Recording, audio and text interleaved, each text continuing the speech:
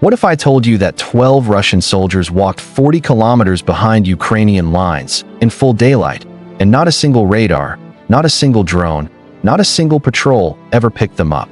And by the time someone in Kyiv finally realized something was wrong, those 12 men were already standing inside a Ukrainian command post, 300 meters away from a sleeping general, holding a folder that would change how this war was fought for the next 18 months.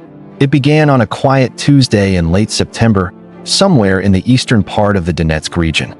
The fields were already turning yellow, the air was cold enough to see your breath, and the front line had been frozen in place for almost 6 weeks. Both sides were tired. Both sides were rebuilding. And both sides believed, in their own way, that nothing dramatic was going to happen for at least another month. Inside a Russian forward staging area, roughly 50 kilometers behind the contact line, a small unit was preparing for what their commanding officer described, in his own words, as a quote-unquote walking operation. There were 12 of them in total. 11 enlisted soldiers and 1 captain, a man we will refer to by the call sign Sokol, which is the Russian word for falcon. According to documents reviewed later by Western analysts, Sokol was 34 years old, married, with 2 daughters, and had spent the previous decade in mountain reconnaissance units before being transferred east in early summer. The plan, on paper, looked almost absurdly simple. Walk. Just walk. No vehicles. No support helicopters. No artillery cover. The unit would cross into Ukrainian-held territory on foot, carrying nothing more than what each soldier could fit in his backpack, and they would walk for as long as it took to reach a specific building outside a small administrative town. That building, according to Russian intelligence files, was being used as a regional command post, and it was believed to contain something that no electronic intercept and no satellite image had been able to provide for almost 5 months. Paper. Physical paper.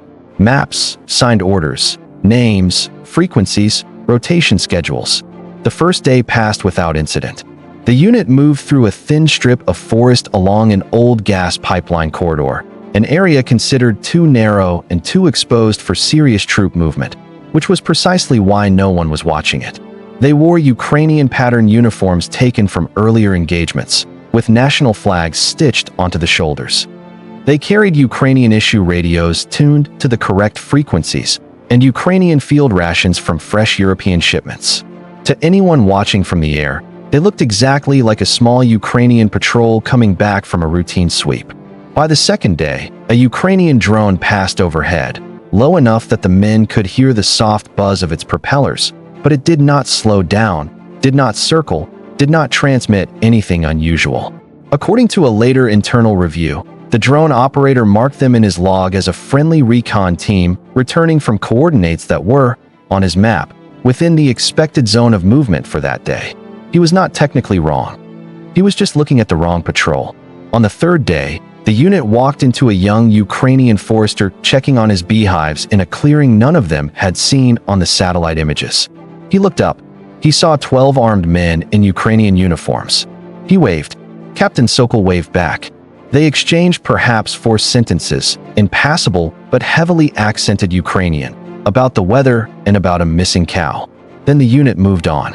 The forester walked home, made tea, and did not mention the encounter to anyone for another 6 days.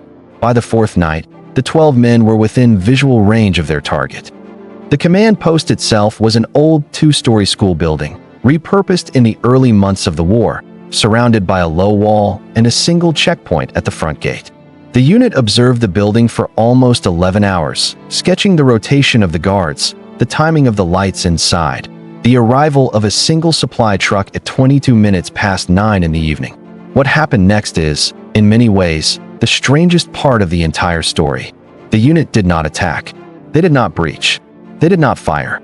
Instead, just before 3 in the morning, 4 of them simply walked up to the front gate, holding what appeared to be a clipboard and a printed work order. They told the guard, in calm and tired voices, that they had been sent to inspect a faulty generator on the 2nd floor. The guard, who had been on duty for 7 hours and was 30 minutes away from his shift change, looked at the clipboard, looked at their faces, and waved them through.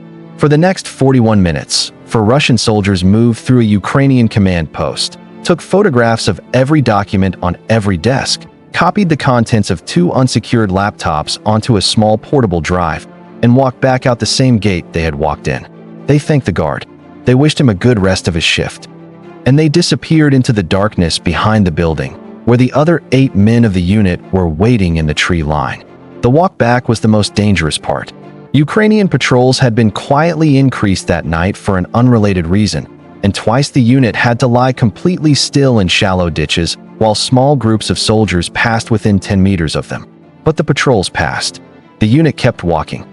And 6 days after they had first crossed the line, they crossed back, on foot, with a folder and the kind of intelligence that, according to several later Western assessments, reshaped Russian targeting priorities along that section of the front for nearly a year and a half.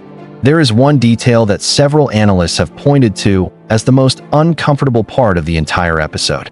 During the 41 minutes the 4 soldiers spent inside the building, they passed, at various points, within arm's reach of at least 17 Ukrainian personnel.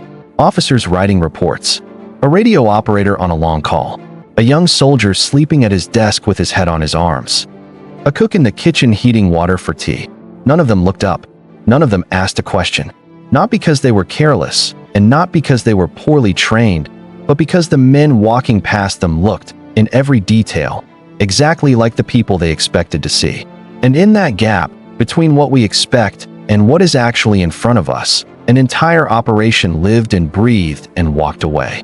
In the months that followed, the story of the 40-kilometer walk slowly leaked out, piece by piece, through analyst reports and quiet briefings. Some of the details remain disputed. Some of the names have never been published. What is generally agreed upon is that no shots were fired, no alarms were triggered, and no one, on either side, was lost that week. What is also agreed upon is that the cost of the operation, measured in trust, in the simple assumption that the person walking past you in your own uniform is who you think they are, was something the Ukrainian command structure spent the next 18 months quietly trying to repair. If this story made you stop and think about what modern warfare actually looks like, far away from the headlines and the breaking news alerts, then this channel is exactly where you belong. Every week, we sit down with the operations that larger media outlets never cover with the patience they deserve. We do not cheer for a side. We do not pretend to know things we cannot know.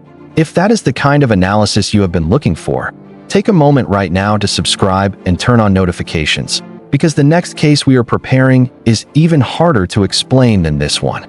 Leave a comment below and tell us which part of this operation surprised you the most. Share this video with one person who would appreciate a slower, more careful look at modern warfare. Stay curious,